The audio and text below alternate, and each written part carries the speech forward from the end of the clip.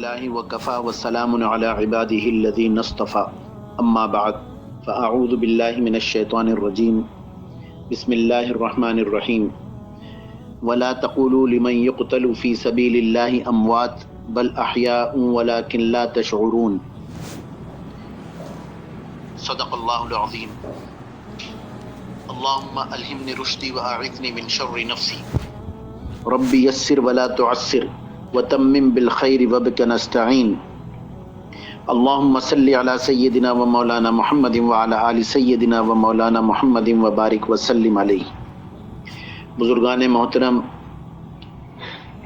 میری بہنوں، بھائیوں، حضرات علماء اکرام اور میرے دوستوں،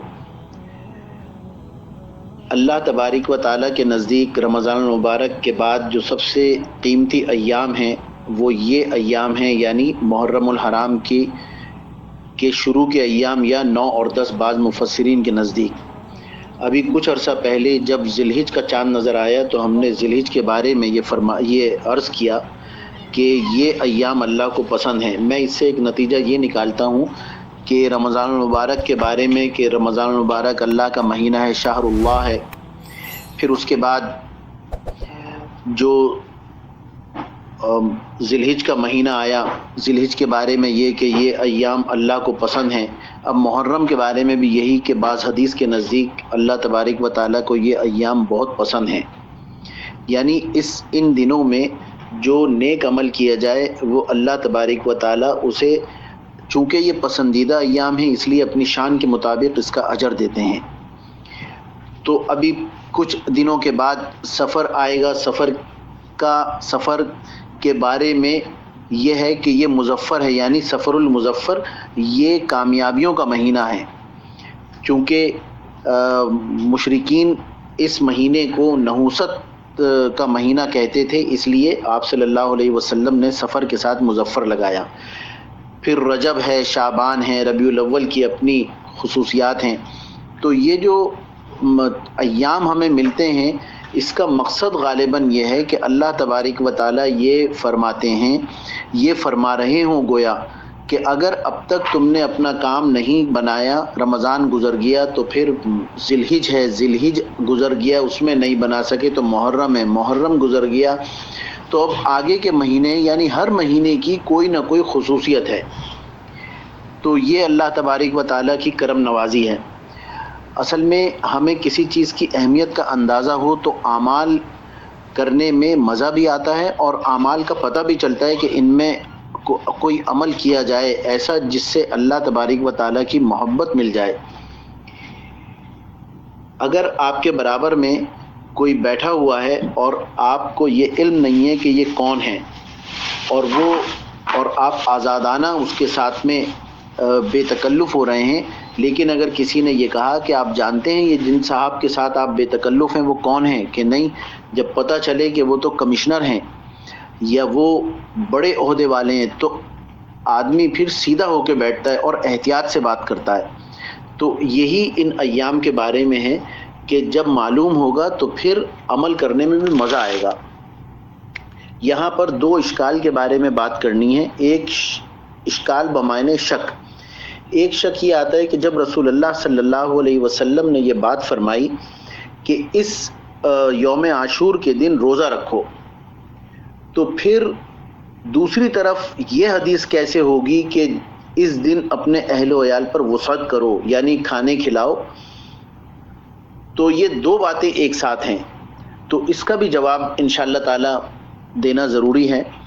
پہلے تو یہ حدیث سمجھ لیجئے جسے امام بہیقی نے شعب الایمان میں اور طبرانی رحمۃ اللہ علیہ نے معجم الکبیر میں اور علامہ سخاوی رحمۃ اللہ علیہ نے مقاصد الحسنہ میں نقل فرمائی، اور ہمارے بعض حضرات اکابرین نے اسے استحباب کا درجہ دیا، یعنی اللہ تبارک و تعالیٰ کی نظر میں پسندیدہ عمل قرار دیا۔ وہ عمل کیا ہے کہ من وسع علی عیالہ فی یوم عاشورا وسع اللہ علیہ السنۃ کلہا، یعنی جو اس دن اپنی اہل و عیال میں وسعت کرے گا، اور ایک حدیث کے الفاظ ہیں فی النفقہ بھی ہیں یعنی نفقہ کہتے ہیں پہننے اوڑھنے کی بھی چیزیں، یعنی جس طرح اپنے گھر والوں پر، بیوی بچوں پر خرچ کرے گا تو وسع اللہ علیہ سنتن کلہا، اللہ تعالیٰ پورے سال اس کے رزق میں وسعت فرمائیں گے. ٹھیک ہے. امام سفیان رحمۃ اللہ علیہ نے، ان کے علاوہ حضرت جابر رضی اللہ تعالیٰ عنہ، ابن زبیر رضی اللہ تعالیٰ عنہ، شعبہ اور یحییٰ رحمہ اللہ بن سعید، ان لوگوں سے بھی یہی منقول ہے. اور دوسری طرف یہ ہے کہ اس دن کا روزہ رکھا جائے. ابی قتادہ رضی اللہ تعالیٰ عنہ سے مروی ان النبی صلی اللہ علیہ وسلم قال صیام یوم عاشوراء انی احتسب علی اللہ ان یکفر السنۃ التي قبلہ، یعنی رسول اللہ صلی اللہ علیہ وسلم نے فرمایا مجھے اللہ سے امید ہے کہ یوم عاشوراء کے روزے سے گزشتہ سال کے گناہوں کا کفارہ ہو جائے گا. اب ایک طرف تو رزق کی فراوانی کا رسول اللہ صلی اللہ علیہ وسلم ذکر فرما رہے ہیں، اور دوسری طرف روزہ رکھنے کی ترغیب ہے. تو اس میں سحری میں وسعت کر لی جائے اور افطار میں وسعت کر لی جائے. افطار میں چیزیں بنانے سے وہ دن میں عمل شروع ہوتا ہے، یعنی مغرب سے پہلے اور مغرب کے بعد اس کو پھر تناولات کیا جائے، تو یہ بھی وسعت کے درجے میں ہے. بہرحال اس میں شک کی کوئی ضرورت نہیں ہے. اور میرے دوستو، شک اگر ہم کبھی کریں گے اور کوئی انگلی اٹھائیں گے تو اس سے دین اسلام پہ تو کوئی حرف آنے والا نہیں ہے. ہاں، ہمارے ایمان ڈگمگانے کا خطرہ ہے، لہٰذا ایسے موقعوں پر خاموشی اختیار کی جائے.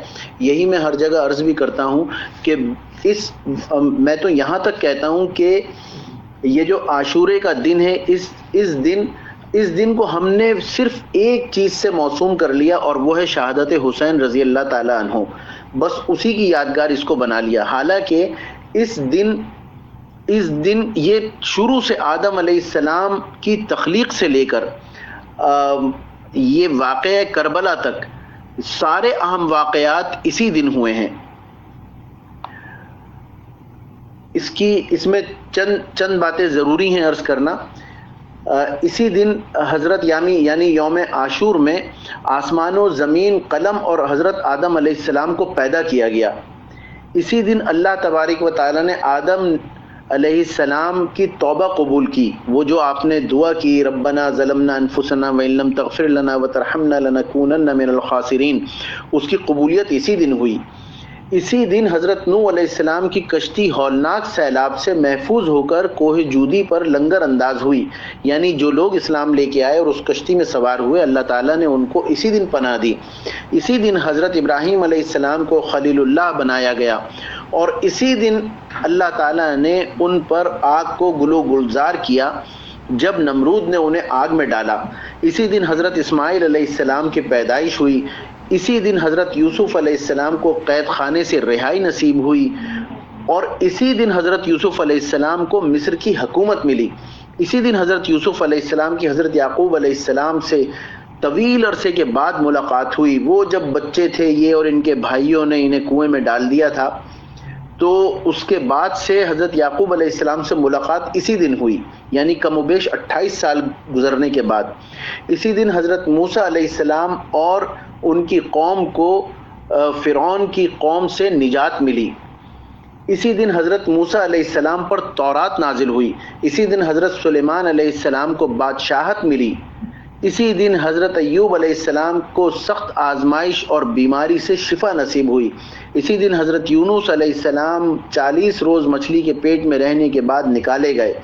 اسی دن حضرت یونس علیہ السلام کی قوم کی توبہ قبول ہوئی اور ان کے اوپر سے عذاب کو ٹالا گیا. اسی دن حضرت عیسیٰ علیہ السلام کی پیدائش ہوئی، اور اسی دن حضرت عیسیٰ علیہ السلام کو یہودیوں کے شر سے نجات دلا کر اللہ تبارک و تعالیٰ نے آسمان پر اٹھا لیا. اسی دن پہلی مرتبہ باران رحمت نازل ہوئی دنیا میں، یعنی جب دنیا تخلیق ہوئی تو باران رحمت پہلے دن اسی دن نازل ہوئی. اسی دن قریش خانہ کعبہ پر نیا غلاف ڈالا کرتے تھے. اسی دن حضور صلی اللہ علیہ وآلہ وسلم نے اپنا پہلا نکاح حضرت خدیجہ الکبریٰ رضی اللہ تعالی عنہا سے فرمایا. اسی دن کوفی فریب کاروں نے نواسہ رسول صلی اللہ علیہ وآلہ وسلم اور حضرت فاطمہ رضی اللہ تعالی عنہ کے گویا کہ جگر گوشے کو میدان کربلا میں شہید کیا، اور اسی دن میرے دوستو قیامت قائم ہوگی۔ یہ چند چیزیں اسی دن ہوئیں۔ ہم نے اسے ایک خاص دن سے موسوم کر لیا واقعہ کربلا، اگرچہ بہت ہولناک اور تباہ کن اور اسلامی تاریخ کا بدترین واقعہ تھا، لیکن میرے دوستو اس کے علاوہ بھی اس کی خصوصیات ہیں۔ اس کا مطلب یہ دن بڑا خاص ہے، دعاؤں کی قبولیت کا دن ہے۔ اللہ تعالی ہمیں دین کے اوپر صحیح معنوں میں عمل کرنے والا بنائے، اور جتنے ان دنوں میں، جیسے بعض لوگوں کا یہ خیال ہے کہ روزہ جو ہیں وہ تو یہودی رکھا کرتے تھے، نہیں میرے دوستو، آپ صلی اللہ علیہ وسلم نے ابھی جو میں نے حدیث پڑھی، سیام یوم عاشورا انی احتسب علی اللہ ان یکفر السنۃ التی قبلہ، ایک سال کے گزشتہ، یہ تو واقعہ کربلا تو آپ صلی اللہ علیہ وسلم کے دنیا سے پردہ فرمانے کے بعد پیش آیا تھا۔ اس سے پہلے کی خصوصیات آپ صلی اللہ علیہ وسلم جو بتا رہے ہیں کہ روزہ رکھنا چاہیے، وسعت کرنی چاہیے۔ اب اگر کسی کو اس کے اوپر کوئی اشکال ہو تو میرے دوستو اللہ تعالیٰ سے دعا کرنی چاہیے کہ ہمیں دین کے اوپر سیدھے طریقے سے عمل کرنے والا بھی بنائے، اور ان اشکالات سے ذہن کو فارغ بنا دیں۔